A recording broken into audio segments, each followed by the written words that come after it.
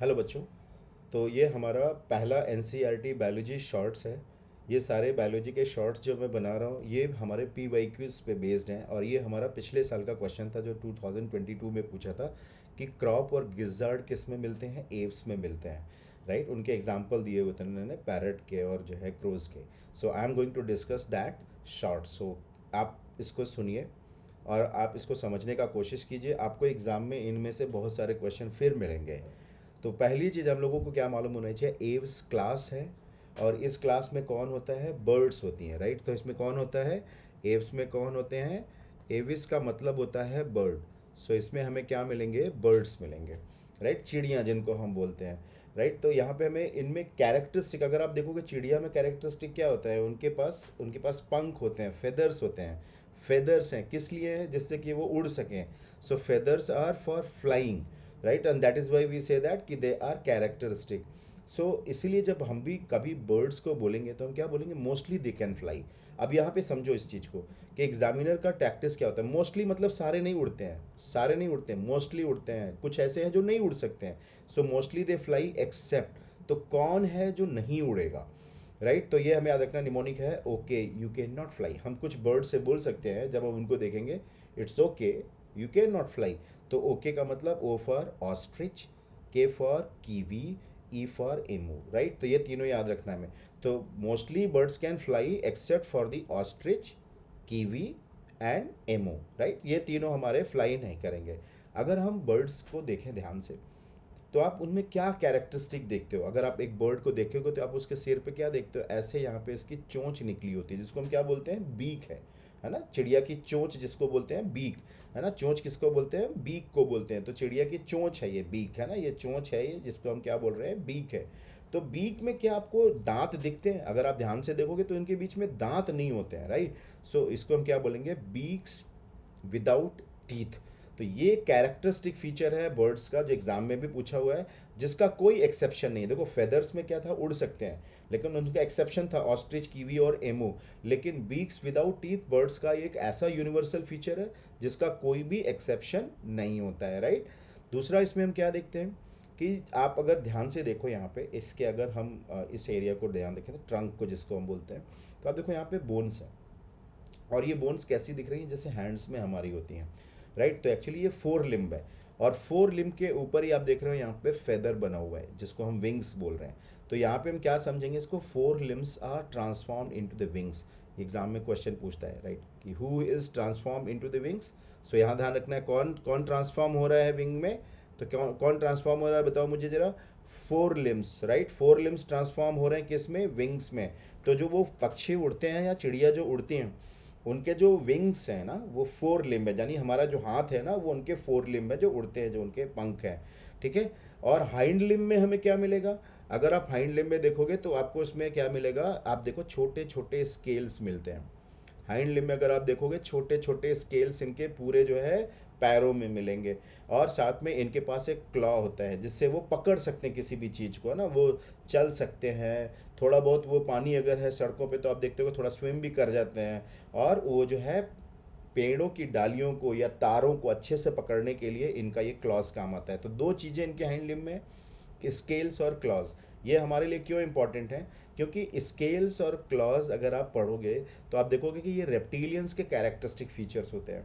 Right, तो यहाँ पे इसलिए कभी कभी बोला जाता है कि कौन से ऐसे कैरेक्टरिस्टिक फीचर हैं रेप्टाइल्स के जो ग्लोरीफाइड हैं बर्ड्स में या एव्स में। तो एव्स में मालूम हो गया रेप्टिलियन कैरेक्टर क्या क्या हो गया, स्केल्स के हो गए और हमारे क्लॉज हो गए जो भी इनको दिखते हैं। राइट, तो समझ में आया ये बच्चों, क्या हुआ, बीक्स है विदाउट टीथ और ये सारे चिड़ियों में मिलेगी। फोर लिम्ब विंग्स में कन्वर्ट हो जाएंगे।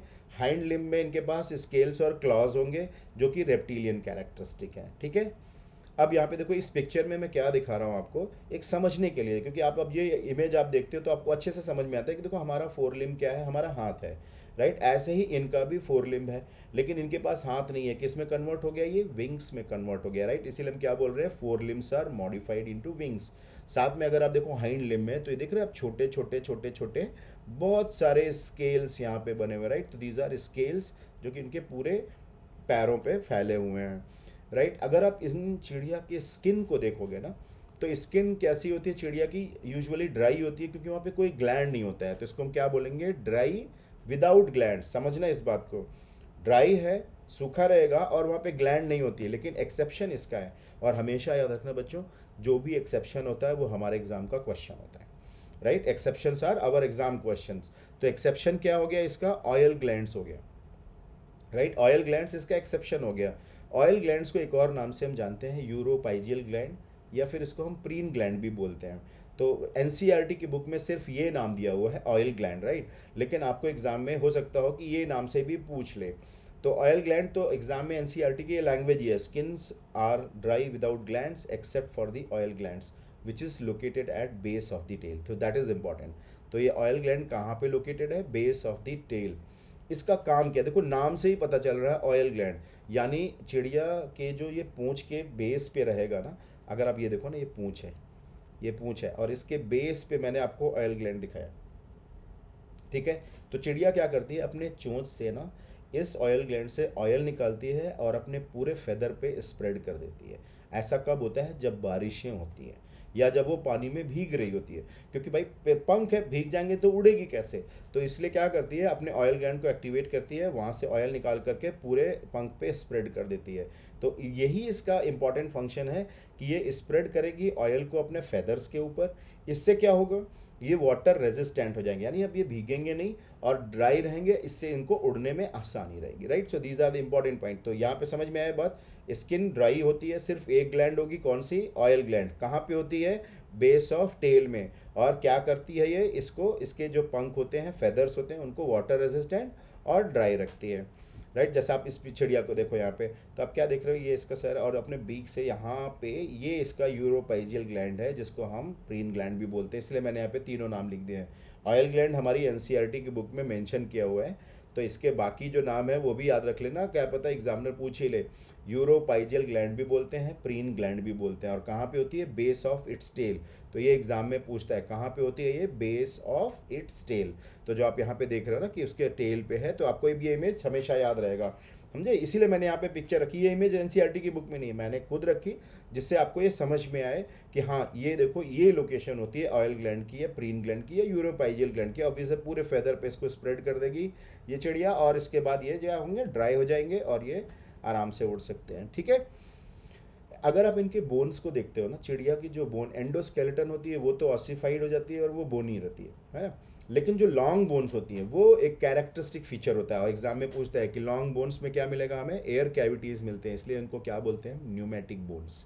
तो ये ध्यान में रखना, एग्जाम में पूछता है न्यूमेटिक बोन्स किस में मिलेंगी, हमें बर्ड्स में या एव्स में मिलती हैं, राइट। तो चिड़िया जो एव्स हैं उनमें हमें न्यूमेटिक बोन, न्यूमेटिक क्यों बोलते हैं, न्यूमा मतलब एक एयर, राइट, क्योंकि ये हॉलो होगी और इसके अंदर एयर कैविटी होगी। तो आप यहाँ पे देखो मैंने एक बोन बनाई हुई है, देख रहे हो आप, ये बोन है, ये लॉन्ग बोन है, ठीक है।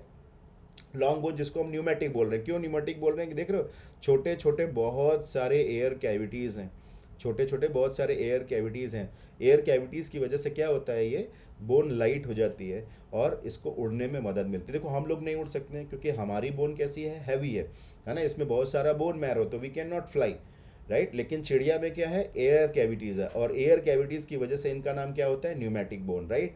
सो एयर कैविटीज़ की वजह से इनका नाम है न्यूमेटिक बोन। कैसी होंगी, हॉलो होंगी, राइट। और as I have told you कि एयर कैविटीज़ हैं, इनसे क्या होता है, इनका वजन कम हो जाता है, वेट विल बी रेड्यूस्ड, और इससे इनकी एनर्जी भी इंप्रूव हो जाती है, क्योंकि अगर ये भारी होगा तो इनको बहुत एनर्जी यूज़ करनी पड़ेगी, राइट। तो इस तरह से ये एयर कैविटीज़ यानी ये न्यूमेटिक बोन बर्ड्स को फ्लाई करने में हेल्प करती हैं, यानी उड़ने में उनको मदद करती हैं, ठीक है। अब देखो यहाँ पे मैंने आपको एक न्यूमेटिक बोन का डायग्राम भी दिखाया है, long bones with air cavities. तो ये जो है आपको छोटी छोटी जो है एयर कैविटीज़ दिख रही हैं, ये चिड़िया की लॉन्ग बोन है, जिसको हम क्या बोल रहे हैं, न्यूमेटिक बोन्स। तो हमें न्यूमेटिक बोन्स किस में मिलती है, एग्जाम में पूछता है न्यूमेटिक बोन्स हमें कहाँ पे मिलेगी, एव्स में मिलेगी, राइट।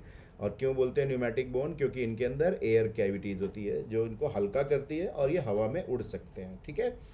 अब यहाँ पे रेस्पिरेटरी ट्रैक्ट के बारे में दो इंटरेस्टिंग पॉइंट यहाँ पे याद रखना है। पहला है कि लंग्स में इनके पास एयर सैक्स होते हैं, रेस्पिरेशन ये लंग्स से करते हैं, जैसे हम लोग लंग्स यूज़ करते हैं वैसे ही चिड़िया भी लंग्स यूज़ करेगी। जैसे आप यहाँ पे देखो, यहाँ से शुरू हुआ और यहाँ पे आपका आ गया ट्रैकिया, ट्रैकिया के बाद आएगा सिरिंग्स। सिरिंग्स एक ऐसा स्ट्रक्चर होता है जिससे वो आवाज़ निकालते हैं, राइट। और सिरिंग्स कहाँ पे होता है, समझो इस बात को, ट्रैकिया और ब्रोंकाई के बाइफर्केशन, देख रहे हो, ब्रोंकाई ये है, ट्रैकिया ये है, तो इसके जंक्शन पे सिरिंक्स मिलता है। या हम ऐसा बोल सकते हैं base of the trachea will have सिरिंक्स।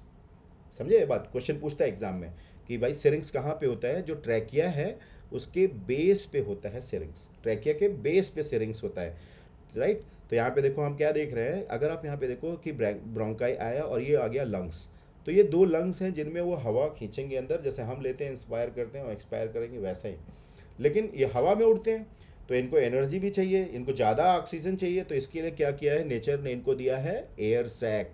तो इनके पास एयर सैक्स होते हैं जो कि इनको हेल्प करते हैं ऑक्सीजन लेने में या फिर हवा लेने में। So that is why we can say that कि यहाँ पे किससे हो रहा है रेस्पिरेशन, किससे हो रहा है रेस्पिरेशन, लंग्स से हो रहा है। देखा आपने यहाँ पे लंग्स रेस्पिरेशन दे रहे हैं, और ये क्या होते हैं इनके साथ, एयर सैक्स होते हैं। एयर सैक्स क्या होते हैं, लंग्स से कनेक्टेड हैं, आप देख रहे हो सारे एयर सैक्स क्या है, लंग्स से कनेक्टेड है। तो एयर सैक्स लंग्स से कनेक्टेड होने के कारण क्या होगा, सप्लीमेंट करेंगे रेस्पिरेशन को। सप्लीमेंट करने का मतलब ये हमारे लंग्स की, यानी कि जो चिड़िया हैं उनके जो बर्ड्स हैं उनके जो है लंग्स की एफिशिएंसी को इंक्रीज करेंगी, so that they can fly for longer distance, क्योंकि उनको लंबा उड़ना है तो उनको ज़्यादा ऑक्सीजन चाहिए, तो ज़्यादा ऑक्सीजन यहाँ पे रहेगी, इसीलिए बोल रहा है supplements the lungs for increasing the efficiency of respiration and they will be they will be flying for long distances। so लंबी दूरी के लिए इनको ये चाहिए होगा, ज़्यादा ऑक्सीजन रहेगा तो ज़्यादा देर तक उड़ेंगे, राइट। और सिरिंग्स क्या होता है, सिरिंग्स जैसे मैंने आपको बोला special voice producing organ, exam में पूछता है ना सिरिंग्स क्या है, तो स्पेशल वॉइस प्रोड्यूसिंग ऑर्गन, और कहाँ पे होता है, at the end of the trachea और at the base of the trachea, right. और एयर सैक्स, तो ये याद रखना कि रेस्पिरेशन जो भी होगा, अब यहाँ पे ध्यान रखना, रेस्पिरेशन जो भी होगा वो कौन करेगा, लंग्स और एयर सैक्स दो चीज़ें मिलके करेंगी, राइट। और सिरिंग्स कहाँ पे होगा, eight the base of the trachea. तो आप यहाँ पे डायग्राम याद रखोगे कि आपने देखा ट्रैकिया देखा, ट्रैकिया के बेस पे सिरिंग्स देखा, इसके बाद आपने ब्रोंकाई देखा और लंग देखा। लंग्स में इनके खास बात क्या है कि दो एयर सैक आपको दिख रहे हैं, और एयर सैक क्या करते हैं, ऑक्सीजन होता है, वो हेल्प करते हैं इनको ऑक्सीजन देने में, जिससे कि लंबी दूरी तक उड़ सकें, ठीक है। आप यहाँ पे देखो, ये इमेज में भी आपको दिख रहा है कि ट्रैकिया यहाँ से जा रहा है और यहाँ पे बेस पे सिरिंग्स है, ये हो गया लंग्स, और लंग्स से एसोसिएटेड आप देख रहे हो बड़े बड़े ब्लैडर के जैसे जो है एयर सैक दिख रहे हैं जो कि इनको ऑक्सीजन सप्लाई करेंगे, राइट। डाइजेस्टिव ट्रैक्ट, ये एग्जाम में क्वेश्चन पूछा हुआ था हमारा पिछले साल का नीट का, है ना। डाइजेस्टिव ट्रैक्ट में उन्होंने पूछा हुआ था कि क्या मिलता है, क्रॉप एंड गिजार्ड। क्रॉप और गिजार्ड हमें एक्स्ट्रा मिलते हैं, तो एडिशनल चैम्बर है यूजुअली, अगर आप देखोगे तो ये पूरा इसकी जो डाइजेस्टिव ट्रैक्ट है इसमें दो चीज़ें आप एडिशनल देख रहे हो, एक तो क्रॉप और एक गिजार्ड। सो क्रॉप का काम क्या होता है, वो फूड को स्टोर करेगा, ठीक है, वो फूड को स्टोर करेगा। गिजार्ड का काम क्या है कि जो फूड है उसको वो मैस्टिकेट करेगा, तो mastication of food is done by gizzard. Heart कैसा होता है, किसी भी चिड़िया के हार्ट में आपको चारों चैम्बर दिखेंगे, 4 चैम्बर हार्ट होता है और कंप्लीट होता है, complete 4 chamber heart will be present, right. तो याद रखेंगे आप, डाइजेस्टिव ट्रैक्ट में हमने क्या देखा, दो एडिशनल चैम्बर कौन से हैं, क्रॉप और गिजार्ड, जो पिछले साल का नीट का क्वेश्चन भी था, राइट। आप यहाँ पे देखो ना, यहाँ पे देख रहे हो आप, यहाँ पे दो चीज़ें मैं दिखा रहा हूँ, जैसे आप देखो एक एडिशनल हो गया हमारा क्या है, क्रॉप, और दूसरा एडिशनल क्या हो गया, गिजार्ड। क्रॉप का काम क्या था, स्टोर करना, गिजार्ड का काम क्या है, मस्कुलर होता है, तो वो क्रश करेगा, उसकी ग्राइंडिंग करेगा, राइट। तो यहाँ पे ये दो चीज़ें हमें एग्जाम में पूछी हुई थी, एब्स में कौन सी चीज़ें मिलती हैं एक्स्ट्रा, क्रॉप और गिजार्ड, राइट।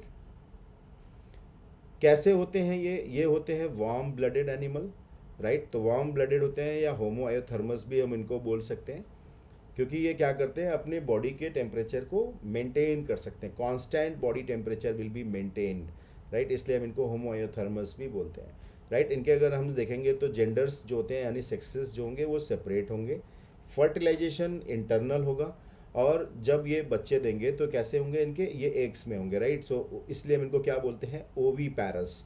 तो ये भी याद रखना क्या है, बर्ड्स आर ओवी पैरस। ओवी पैरस का मतलब क्या होता है, ओवी पैरस का मतलब होता है कि ये एनिमल क्या होंगे, जब ये रिप्रोड्यूस करेंगे तो क्या करेंगे, अंडे देंगे, दे आर लेइंग एग्स, लेकिन इनके अंडे से क्या होंगे, बच्चे निकलेंगे डायरेक्टली जो उनके जैसे दिखते हैं, यानी इनमें कोई लार्वल स्टेज नहीं होती है, इसलिए ऐसे डेवलपमेंट को हम क्या बोलते हैं, डायरेक्ट डेवलपमेंट।